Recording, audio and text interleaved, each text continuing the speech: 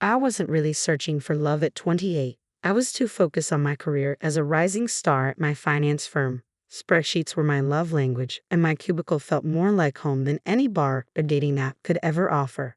Then came Sarah's rooftop party. Sarah, my coworker and best friend, had a talent for pulling me out of my comfort zone. This time, the crowd was a mix of artists, musicians, and a few familiar faces from the office. That's when I spotted him. He was engaged in a playful debate with another guy about the best way to restore a brick building. Tall and lean, with kind eyes and tousled dark brown hair, he wore a weathered leather jacket over a faded band t-shirt, definitely the opposite of my usual buttoned-up crowd. Yet something about him intrigued me. "So, you think slapping a fresh coat of paint on history is a good idea?" he asked, a playful smile on his lips. The other guy, a stocky dude with a shaved head, rolled his eyes. "Hey, it preserves the structure, right?" "Yeah, but it erases the character," he countered. "The cracks and the wear, that's what tells the story." I found myself inching closer, drawn to their easy banter. Just then, Sarah appeared beside me, a mischievous glint in her eyes. "Amelia, this is Mark," she said, nudging me forward. "Mark, this is Amelia, the spreadsheet wizard I told you about." Mark's smile widened as he took me in. "Spreadsheet wizard, huh? Sounds impressive." "It pays the bills," I replied, feeling a blush creep up my cheeks. "But I can hold my own in a conversation that doesn't involve amortization schedules." I winked at Sarah, who chuckled. "Challenge accepted," Mark said, his voice warm and inviting. "So, Amelia the spreadsheet wizard, what do you think about preserving history?" We ended up talking for hours about everything and nothing. He was an architect passionate about breathing new life into old buildings, while I shared stories of my crazy hours at the firm and the thrill of closing a big deal. The conversation flowed effortlessly, and before we knew it, we found ourselves standing by the railing overlooking the glittering city skyline. The cool air sent goosebumps prickling down my arms. "This is fun," I admitted, surprised by the slight tremor in my voice. "Yeah," he agreed, his gaze fixed on the city below. "I wouldn't mind doing this again sometime." "Me neither," I blurted out, unable to overthink it. Our first official date was a dinner with Mark's parents, Martha and Arthur, at a fancy restaurant. The conversation flowed easily at first, revolving around wedding plans, the beautiful old library venue I had booked, and the expensive organic caterer I was stressing over. Then, things took a strange turn. Mid-bite of her lobster bisque, pronounced with a peculiar accent, Martha suddenly fixed me with a steely gaze. "So, Amelia," she said, dabbing her lips with a napkin, "Mark tells me you work in finance." "Yes, I'm a financial analyst at a large firm downtown," I replied, unsure where this was heading. "Analyst, huh? Sounds important," Arthur chimed in, his booming voice filling the table. Mark, who had been mostly quiet, cleared his throat. "Dad, come on, that's not what we're talking about." "Just making conversation, son," Arthur said, waving his hand dismissively before turning back to me. "So, Amelia, you mentioned a big-name firm." I told him the name, a global player in the financial world. A satisfied smile spread across Martha's face. "Excellent," she declared. "And you say you do well for yourself? Investments, stocks, that kind of thing?" "Yes, I manage a portfolio," I replied, feeling increasingly uncomfortable. This felt more like an interrogation than a casual dinner with my future in-laws. "A portfolio, huh?" Martha leaned forward, her eyes gleaming. "How much are we talking about here, dear?" My jaw dropped. This was outrageous. No one asked questions like that. I glanced at Mark, hoping he'd intervene, but he just fiddled with the breadbasket, avoiding my gaze.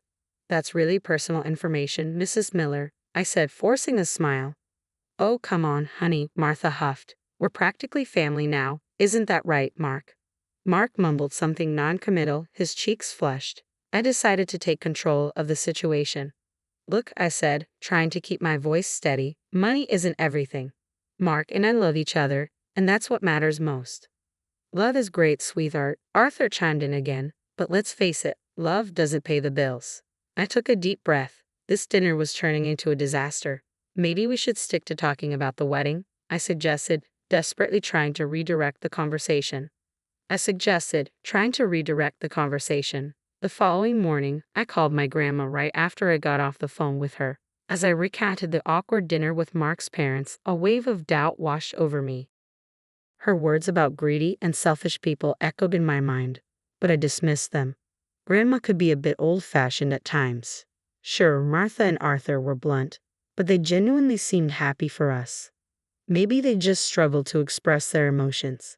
Fast forward a few months, and the wedding planning was in full swing. Every detail, from the venue to the flowers, felt like pulling teeth.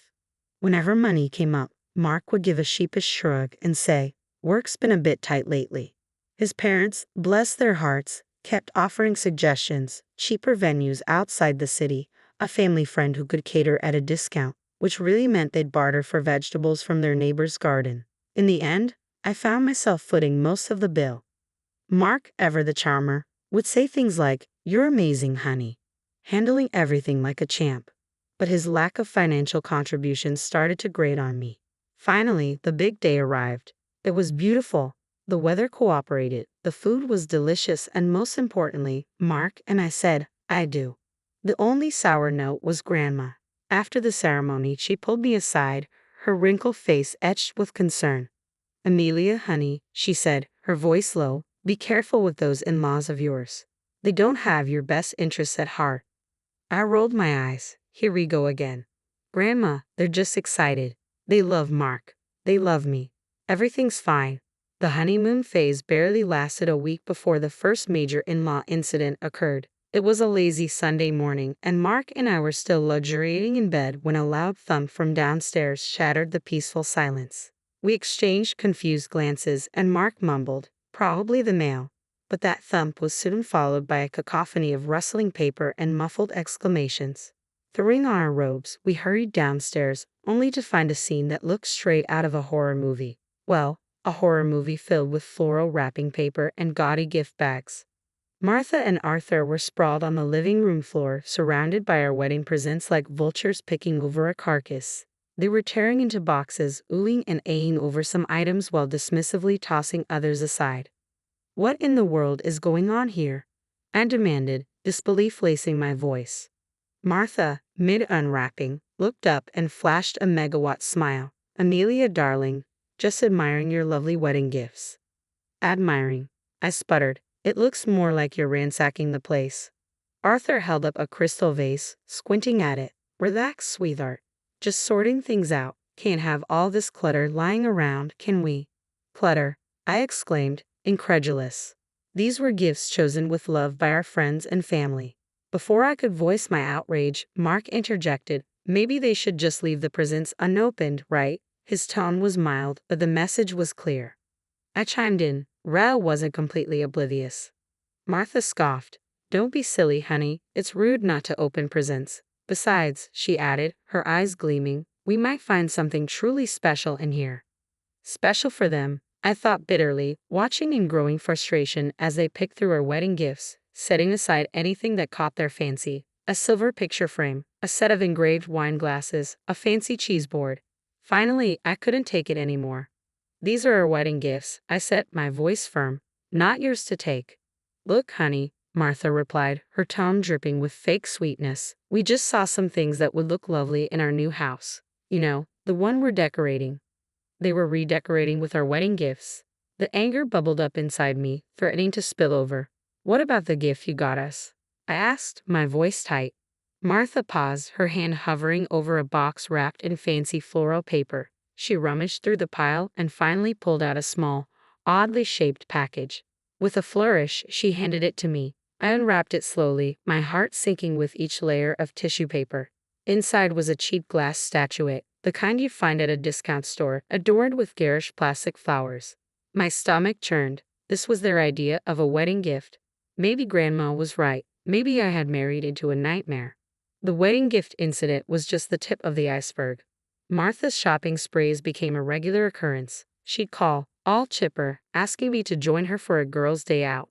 But it was really just code for me being her unpaid personal shopper. We'd browse stores, and inevitably, Martha would find something she absolutely had to have. At checkout, she'd do this weird shuffle with her purchases and mine, muttering about forgetting her wallet and how inconvenient it was to have separate bags. By the time the cashier figured it all out, I'd be stuck paying for both our stuff. Arthur wasn't much better. Weekends were his prime visiting time. He'd waltz in unannounced, plop himself down on the couch, and proceed to spend the entire day glued to the TV, inhaling whatever snacks I had on hand. When I finally mustered the courage to ask him why he spent so much time at our place, he looked at me with a straight face and said, "Saves money on groceries and electricity, doesn't it?" The audacity of the man. Did he think we were running a charity? Mark, ever the peacekeeper, just rolled his eyes and muttered something about Dad needing some company. But the birthday dinner was the final straw. I decided to treat myself to a nice night out at a fancy restaurant to celebrate another year older and hopefully wiser. Naturally, I invited Martha and Arthur. A big mistake. The menu was a bewildering array of French names and unfamiliar ingredients, but undeterred, Martha and Arthur ordered the most expensive dishes, pronouncing them with a confidence that masked their complete lack of knowledge. Halfway through the meal, Martha pushed her plate away, declaring that the escargot was too slimy. Arthur, meanwhile, choked on a mouthful of bouillabaisse, spraying saffron broth across the table. The entire evening was a disaster. By the time the bill arrived, my blood pressure was through the roof. The cost of that meal could have fed us for a month. And guess who offered to chip in? Nope, not Mark. He just sat there, oblivious, while I choked out a strained thank you to the waiter and reached for my credit card. Back home, fuming and frustrated, I finally confronted Mark. "How can you just let your parents walk all over you like that?" I demanded. "Come on, babe," he said dismissively. "It's not a big deal. They're just, like that." "Like what?" "Selfish and entitled." I shot back. "Mark, this isn't okay." He sighed, running a hand through his hair. "Look, I love you, but you've got to pick your battles. My parents are, well, my parents. They're not going to change." Maybe he was right. Perhaps I had been naive, hoping to change them, to somehow mold them into the in-laws I'd always dreamed of. But the reality was staring me in the face. Martha and Arthur were who they were, and that wasn't going to change. The birthday dinner debacle was a turning point, but it wasn't the end. Their gift-giving strategy became painfully clear. Shower us with cheap, impersonal trinkets on holidays and expect extravagant presents in return. A framed picture of a lighthouse for Christmas. Try a top-of-the-line espresso machine for Mother's Day. According to Martha's logic, any hint at the unbalanced value of gifts resulted in a lecture about family and not keeping score. My grandma, bless her soul, wouldn't dream of asking for anything. Every time I'd inquire about a holiday gift, she'd brush it off with, "Honey, I have everything I need. Just come visit. That's all that matters." Meanwhile, Martha and Arthur treated gift-giving like a competitive sport. They show up unannounced, a triumphant glint in their eyes, brandishing their latest treasures. A chipped ceramic fruit bowl for Christmas, a set of mismatched oven mitts decorated with faded cartoon cats for Valentine's Day. Each offering felt like a slap in the face. The final insult came on Thanksgiving that year. I had opted for a quiet night in just Mark and me. Maybe we'd order some takeout and watch a movie. But of course, Martha and Arthur had other plans. They barged in, laden with shopping bags, their faces plastered with self-satisfied grins. "Happy Thanksgiving, sweetie," Martha trilled, thrusting a brightly wrapped package at me. I unwrapped it, my stomach sinking. Inside was a gaudy scarf, the kind you might find at a gas station gift shop. The flowers were fake and plastic, and the fabric felt like sandpaper against my skin. "It's perfect, isn't it?" Martha beamed. "It matches your new coat." "Perfectly." I forced a smile. The coat in question was a vintage find I'd scored at a thrift store. The scarf, however, clashed spectacularly. "Thanks, Martha," I mumbled, trying to mask my disappointment. Meanwhile, Arthur was holding up a small box. "And for you, son," he declared, "a little something to help you unwind after a long day at work." Mark's eyes lit up as he eagerly tore into the box, revealing a pack of cheap drugstore cigars, the kind that smelled like dirty ashtrays and regret. "Thanks, Dad," Mark said, a genuine smile spreading across his face. That was it, the final straw. Here I was, staring at a birthday gift that insulted my taste and a husband who seemed more excited about a pack of drugstore cigars than his wife's well-being.